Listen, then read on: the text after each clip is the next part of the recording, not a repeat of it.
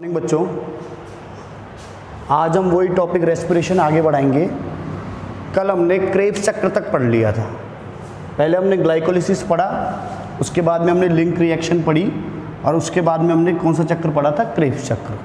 तो ये पूरे ग्लूकोज के ऑक्सीशोषण का सार है कि कहाँ पर कितने एटीपी बने, कौन सी अभिक्रिया कहाँ पर संचालित हुई और इस अभिक्रिया में किससे किस उत्पाद का क्या हुआ, निर्माण हुआ।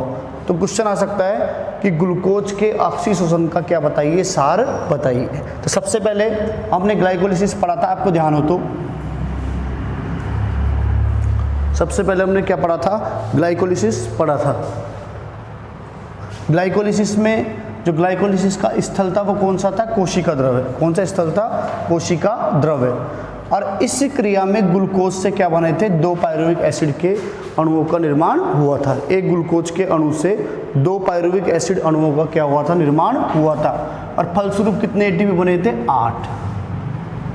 कितने एटीपी बने थे? 8।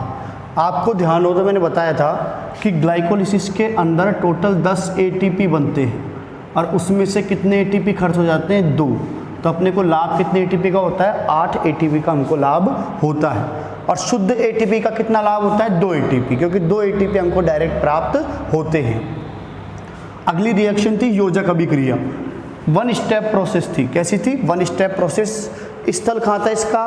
पेरीमाइटोकॉन्ड्रियल अवकाश, यानी माइटोकॉन्ड्रिया की बाह्य झिल्ली, माइटोकॉन्ड्रिया की आंतरिक झिल्ली, उन दोनों के मध्य पाए जाने वाले अवकाश में योजक अभिक्रिया या लिंक रिएक्शन या गेटवे अभिक्रिया, गेटवे रिएक्शन क्या होती है? संचालित होती है। इसके अंदर हमने देखा था बच्चों 2 पायरुविक एसिड थे और इन 2 पायरुविक एसिड से 2 एसिटाइल कोएंजाइम ए का क्या हुआ था? निर्माण हुआ था। और यहाँ पर आपको ध्यान हो तो 2 NADH2 बने थे। कितने NADH2 बने थे? 2। और इन 2 NADH2 से हमको कितने एटीपी का लाभ हुआ था? 6 एटीपी का लाभ हुआ था। कितने एटीपी का लाभ हुआ था? 6। तो 8 तो ग्लाइकोलिसिस में हो गए और योजक अभिक्रिया में कितने हो गए? 6। फिर अगला जो चक्र था वो था क्रेब्स चक्र, जो हमने कल के लेक्चर में पढ़ा था। ये क्रेब्स चक्र का स्थल कहाँ पर था? माइटोकॉन्ड्रियल मैट्रिक्स, यानी माइटोकॉन्ड्रिया के अंदर जो कोलाइडल लिक्विड भरा रहता है उसके अंदर ये क्रेब्स चक्र क्या हुआ था? संचालित हुआ था। चक्रीय प्रक्रम था, हमने देखा था। जो 2 एसिटाइल कोएंजाइम ए होते हैं, ये रहे, ये वाले 2 acetyl coenzyme A, 2 acetyl coenzyme A 12 जल के अणुओं का निर्माण करते हैं। एक एसिटाइल कोएंजाइम में 12 एटीपी बनाता है, तो 2 कितने बनाएंगे? 24 एटीपी। 24 एटीपी, यानी एक ग्लूकोज के अणु के संपूर्ण ऑक्सीकरण से कितने एटीपी अणुओं का लाभ होता है? 38 एटीपी अणुओं का लाभ होता है। ठीक है। सबसे पहले हमने क्या पढ़ी थी? ग्लाइकोलिसिस। स्थल कौन सा था? कोशिका द्रव्य। फिर हमने कौन सी अभिक्रिया पढ़ी? योजक अभिक्रिया। स्थल क्या था? पेरीमाइटोकॉन्ड्रियल अवकाश। उसके बाद में हमने क्या पढ़ा? क्रेब्स चक्र, माइटोकॉन्ड्रियल मैट्रिक्स। ग्लाइकोलिसिस में कितने एटीपी बने? 8। ठीक। योजक अभिक्रिया में कितने एटीपी बने? 6। और क्रेब्स चक्र में कितने एटीपी बने? 24। अर्थात कुल मिलाकर कितने एटीपी अणुओं का निर्माण हो गया? 38 एटीपी अणुओं का निर्माण हो गया। बच्चों एक मेन बात, ये एटीपी अपने को क्रेब्स चक्र के बाद सारे प्राप्त नहीं होंगे। केवल जो डायरेक्ट एटीपी अपने को मिल रहे थे, डायरेक्ट एटीपी अपने को केवल कहाँ पर मिले थे? ग्लाइकोलिसिस में। तो यहाँ पर जो अपने को 2 एटीपी मिले हैं, यही डायरेक्ट मिले हैं। इसके अलावा जो 36 एटीपी हैं, ये 36 एटीपी अगला चक्र संचालित होगा ETS, इलेक्ट्रॉन ट्रांसपोर्ट सिस्टम, जिसकी चर्चा अभी करेंगे हम। इलेक्ट्रॉन ट्रांसपोर्ट सिस्टम या इलेक्ट्रॉन ट्रांसपोर्ट चेन या ऑक्सीडेटिव फास्फोरिलेशन, जो कि माइटोकॉन्ड्रिया के F1 F0 कण के अंदर क्या होता है? संचालित होता है। वहां पर ये NADH2 और FADH2 किस में कन्वर्ट होंगे? ATP के अंदर क्या होंगे? कन्वर्ट होंगे। ठीक है। तो इलेक्ट्रॉन ट्रांसपोर्ट सिस्टम हम अगला टॉपिक पढ़ेंगे, उसके अंदर ये कन्वर्ट होंगे।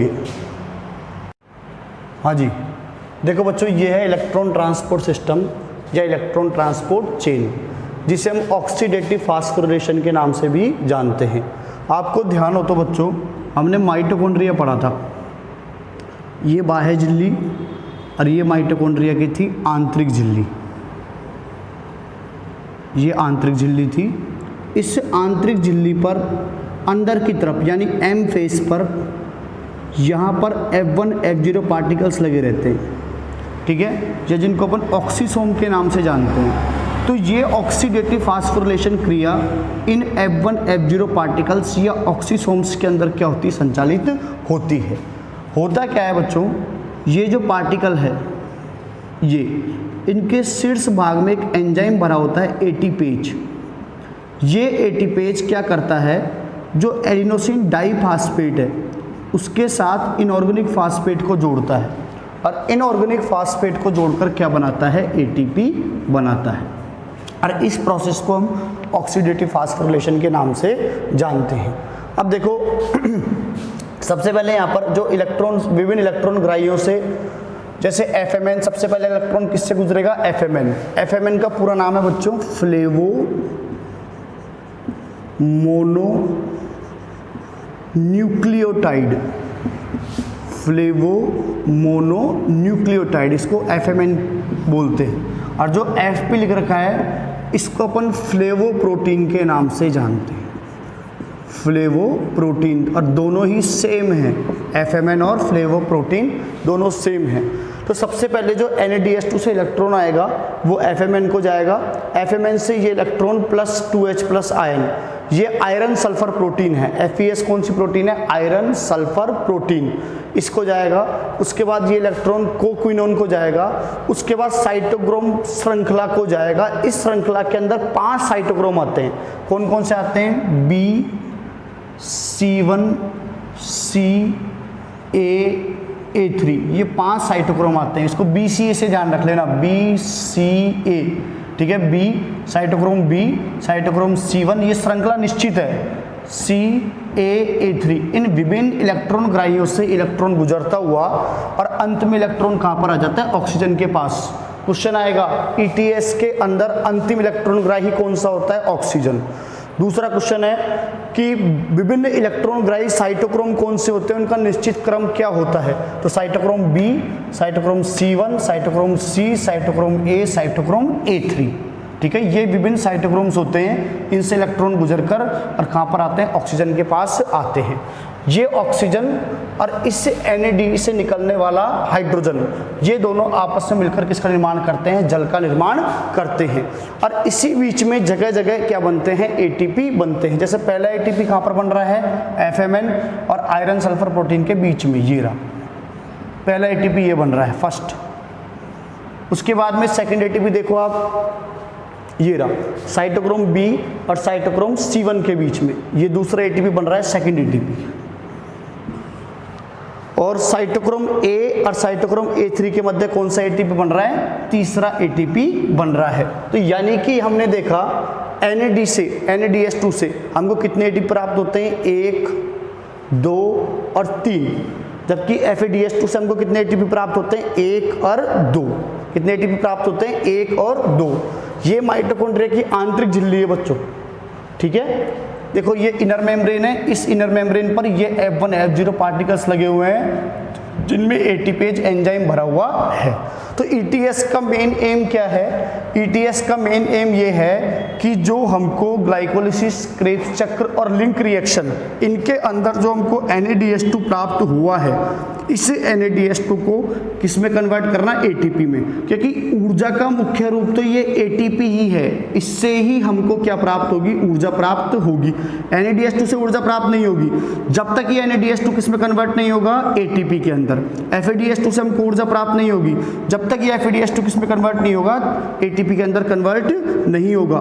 जब तक हमको क्या प्राप्त नहीं होगी, ऊर्जा प्राप्त नहीं होगी। तो ये प्रोसेस कहाँ पे हो रही है, ETS में, इलेक्ट्रॉन ट्रांसपोर्ट श्रृंखला में। इलेक्ट्रॉन ट्रांसपोर्ट सिस्टम कहाँ पर संचालित होता है, माइटोकॉन्ड्रिया की आंतरिक झिल्ली पर। कहाँ पर संचालित होता है, माइटोकॉन्ड्रिया की आंतरिक झिल्ली पर। आंतरिक झिल्ली पर F1 F0 पार्टिकल्स लगे रहते हैं। F1F0 पार्ट देखो आप, ये मैट्रिक्स साइड है, यानी जहाँ पर माइटोकॉन्ड्रिया का क्या भरा हुआ है, मैट्रिक्स भरा हुआ है। तो यहाँ पर ये कण लगे रहते हैं जिनके शीर्ष भाग में एटीपेज एंजाइम पाया जाता है, जो कि एडिनोसिन डाइफॉस्फेट के साथ इनऑर्गेनिक फास्फेट को जोड़कर और एटीपी का क्या करता है, निर्माण करता है। तो अब छोटे छोटे क्वेश्चन बहुत सारे हैं इसके अंदर। जैसे पहला क्वेश्चन है इलेक्ट्रॉन के विभिन्न ग्राहियों का क्रम बताइए। तो पहला इलेक्ट्रॉन का ग्राही कौन सा हो गया, पहला इलेक्ट्रॉन का ग्राही हो गया FMN। कौन हो गया, FMN। उसके बाद आयरन सल्फर प्रोटीन, उसके बाद कोक्विनोन, उसके बाद साइटोक्रोम B, फिर साइटोक्रोम C1, फिर साइटोक्रोम C, फिर साइटोक्रोम A, फिर साइटोक्रोम A3 और लास्ट में इलेक्ट्रॉन का ग्राही कौन हो गया, ऑक्सीजन। तो पहला क्वेश्चन तो ये बनता है कि इलेक्ट्रॉन के विभिन्न ग्राहियों के क्रम को समझाइए। दूसरा क्वेश्चन कहाँ पर संचालित होता है, माइटोकॉन्ड्रिया की आंतरिक झिल्ली पर लगे हुए F1F0 पार्टिकल या ऑक्सीसोम के अंदर ये क्रिया संचालित होती है। तीसरा क्वेश्चन अंतिम इलेक्ट्रॉन ग्राही कौन है, ऑक्सीजन है। कौन है, ऑक्सीजन। फिर NADH2 से कितने एटीपी बनते हैं, 30। आपको ध्यान हो ग्लाइकोलिसिस के अंदर भी हमारे पास कितने NADH2 बने थे, 2। ग्लाइकोलिसिस में कितने NADH2 बने थे, 2। एक NADH2 हमारे पास कहां पर बना था, लिंक रिएक्शन में। कहां पर बना था, लिंक रिएक्शन में। और 7 NADH2 हमारे पास कहां पर बने थे, क्रेब्स चक्र में। तो कुल मिलाकर हमारे पास कितने NADH2 बने, 10। इन 10 के अंदर कितने एटीपी बन गए, 10 से कितने एटीपी बन गए, 30। FADH2 से कितने एटीपी बन गए, 4। तो कुल मिलाकर हमको ETS के अंदर कितने, क्वेश्चन ये भी आ सकता है कि ETS के अंदर कितने ATP अणुओं का निर्माण होता है। तो आंसर क्या आ जाएगा, 34 ATP अणुओं का क्या होता है, निर्माण होता है। लिंक रिएक्शन में भी 2 बने थे। लिंक रिएक्शन में कितने बने थे, 2। और क्रेब्स चक्र में कितने बने थे, 6। इस प्रकार ये पूरे क्या हुए थे, 10। तो क्वेश्चन आ सकता है कि कुल मिलाकर NADH2 कितने बनते हैं, ग्लाइकोलिसिस से लेकर क्रेब्स चक्र तक। तो अपना आंसर क्या आ जाएगा, 10 NADH2 बनते हैं। और इन 10 NADH2 से कितने एटीपी अणुओं का लाभ होता है, 30 एटीपी अणुओं का लाभ होता है। आपको ध्यान होगा FADH2 कहाँ पर बनता है बच्चों, क्रेब्स चक्र में। 2 FADH2 बनते हैं। इन 2 FADH2 से कितने एटीपी बनते हैं, 4 एटीपी। और क्रेब्स चक्र में एक और क्या बनता है, आपको ध्यान हो, GTP बनता है। क्या बनता है, GTP, जो कि एक एटीपी के क्या होता है, बराबर होता है। तो ये क्रम आपको क्या रखना पड़ेगा, ध्यान रखना पड़ेगा। अगर एक क्रम आपको ध्यान रहता है तो आपको साइकिल बनाने में कोई प्रॉब्लम नहीं आएगी। ध्यान रखना, पहला एटीपी FMN और FES के मध्य बन रहा है, ये रहा। दूसरा एटीपी B और C1C के मध्य बन रहा है, वो रहा। और लास्ट का एटीपी जो है वो A और A3 के मध्य क्या हो रहा है, बन रहा है। तो कुल मिलाकर कितने एटीपी बन रहे हैं, 3 एटीपी बन रहे हैं। ठीक है, कुल मिलाकर कितने एटीपी बन रहे हैं, 3। अब जाकर आपका ऑक्सीशोषण क्या हुआ है, कंप्लीट हुआ है। हम ग्लाइकोलिसिस से शुरू हुए थे बच्चों। कहाँ से शुरू हुए थे, ग्लाइकोलिसिस से। हमने पहले लिंक रिएक्शन पढ़ी, उसके बाद फिर क्रेब्स चक्र पढ़ा और हमने क्या पढ़ा, ETS। अब ETS में जाकर हमको कंप्लीटली क्या प्राप्त हो जाते हैं, ATP प्राप्त हो जाते हैं। ठीक, और एक ग्लूकोज के अणु के पूर्ण ऑक्सीकरण से कितने ATP बनते हैं, 38। कितने ATP प्राप्त होते हैं, 38। ठीक, ग्लाइकोलिसिस में कितने बने थे, 8 ATP। दूसरा लिंक रिएक्शन में कितने बने थे, 6 ATP। उसके बाद क्रेब्स चक्र के अंदर कितने ATP का निर्माण हुआ बच्चों, 24 ATP। तो कुल मिलाकर कितने ATP बनते हैं, 38 ATP बनते हैं। देखो कल मैंने आपको बताया था ग्लाइकोलिसिस मोस्ट इंपॉर्टेंट है, क्रेब्स चक्र मोस्ट इंपॉर्टेंट है और ETS भी इंपॉर्टेंट है। ग्लाइकोलिसिस 2018-19 में आ गया, ठीक है। उसके बाद 20-21 में एक तो क्रेब्स चक्र आने की संभावना है, एक ETS आने की संभावना है। यदि ये दोनों क्वेश्चन आते हैं तो 3 नंबर के आएंगे। कितने नंबर के आएंगे बच्चों, 3 नंबर के ये क्वेश्चन आएंगे। सरल है, क्रेब्स चक्र को 2 बार बना के देख लेना, ETS को 1 बार बना के देख लेना। और ये कम क्रम है जो आपका, इसको ध्यान रखना आप। FMN, FES, कोक्विनोन, cytochrome B, cytochrome C1, cytochrome, इसको तो ऐसे याद रख लो, BCA, BCA ऐसे ध्यान रह जाएगा। फिर केवल आपको ये 3 ही याद रखने हैं, FMN, FeS और क्विनोन, और लास्ट में अंतिम इलेक्ट्रॉन ग्राही कौन हो गया, ऑक्सीजन। बस कुछ नहीं है, माइटोकॉन्ड्रिया की झिल्ली बनानी है, ऊपर NADH2 को NAD में कन्वर्ट करना है और FADH2 को किस में कन्वर्ट करना है, FAD+ में कन्वर्ट करना है। एंजाइम कौन सा काम में आ रहा है, डिहाइड्रोजिनेज। एंजाइम कौन सा काम में आ रहा है, डिहाइड्रोजिनेज। ठीक है बच्चों, बाकी की बात अपन अगले लेक्चर में करेंगे।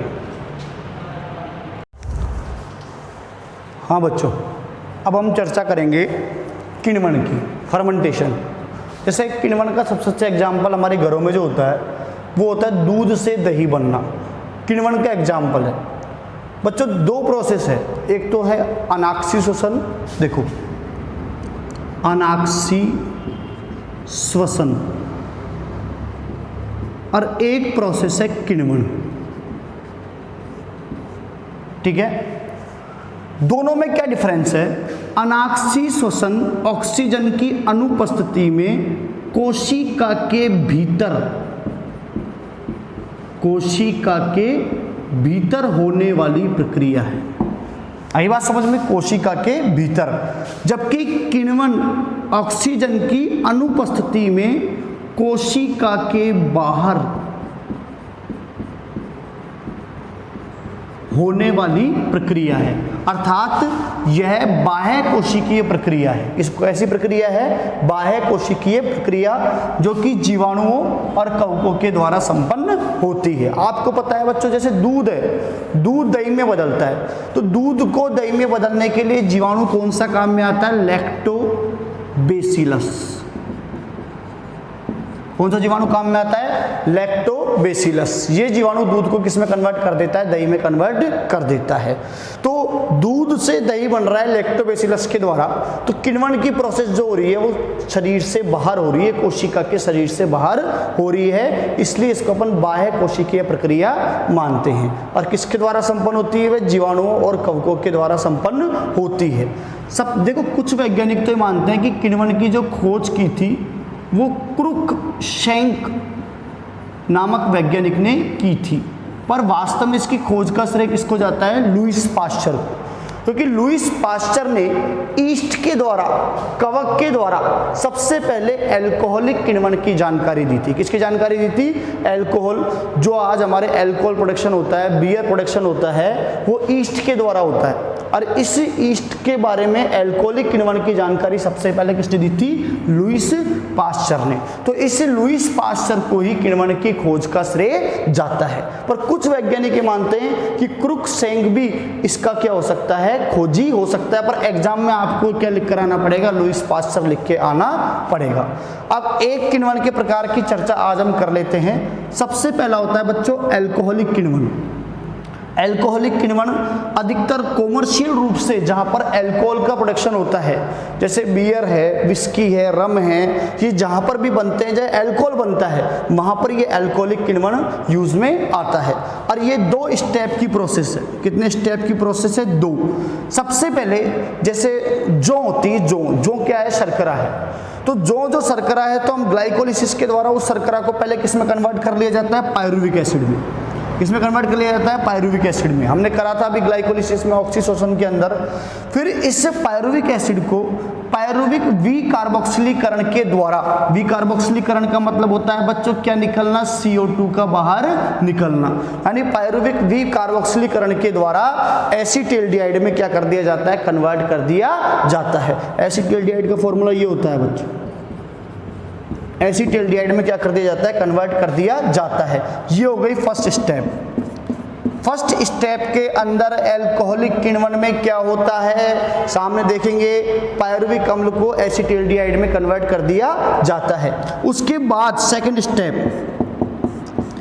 स्टेप के अंदर जो ये एसीटल्डिहाइड है, ये अल्कोहल डिहाइड्रोजनेज एंजाइम के द्वारा, कौन से एंजाइम के द्वारा बच्चों, अल्कोहल डिहाइड्रोजनेज एंजाइम के द्वारा NADH2 NAD+ में कन्वर्ट होता है। और किसका निर्माण होता है, अल्कोहल का निर्माण होता है। क्योंकि लास्ट में किसका निर्माण हो रहा है, अल्कोहल का, इसलिए इस किण्वन को अपन क्या बोलते हैं, अल्कोहलिक किण्वन बोलते हैं। ध्यान से सुनो, किण्वन की खोज लुईस पाश्चर नामक वैज्ञानिक ने की थी। लुईस पास्चर ने सर्वप्रथम ईस्ट के द्वारा अल्कोहलिक किण्वन को समझाया था। यह एक बाह्य कोशिकीय प्रक्रिया है जो कि जीवाणुओं व कवकों के द्वारा क्या होती है, संपन्न होती है। किण्वन के प्रकार में सबसे पहला प्रकार कौन सा है बच्चों, अल्कोहलिक किण्वन। अल्कोहलिक किण्वन के अंदर आप यहाँ पर देख रहे होंगे 2 स्टेप की प्रोसेस है, ईस्ट जीवाणुओं द्वारा संपन्न होती है। सबसे पहले पायरुविक अम्ल किस में कन्वर्ट होता है, एसिटाल्डिहाइड में, और उसके बाद ये एसिटाल्डिहाइड किस में कन्वर्ट होता है, अल्कोहल में। क्योंकि इस प्रक्रिया में क्या बन रहा है, अल्कोहल बन रहा है, इसलिए इसको अपन अल्कोहलिक किण्वन के नाम से भी जानते हैं। अगले जो भी किण्वन के प्रकार हैं उनकी चर्चा हम अगले लेक्चर के अंदर करेंगे।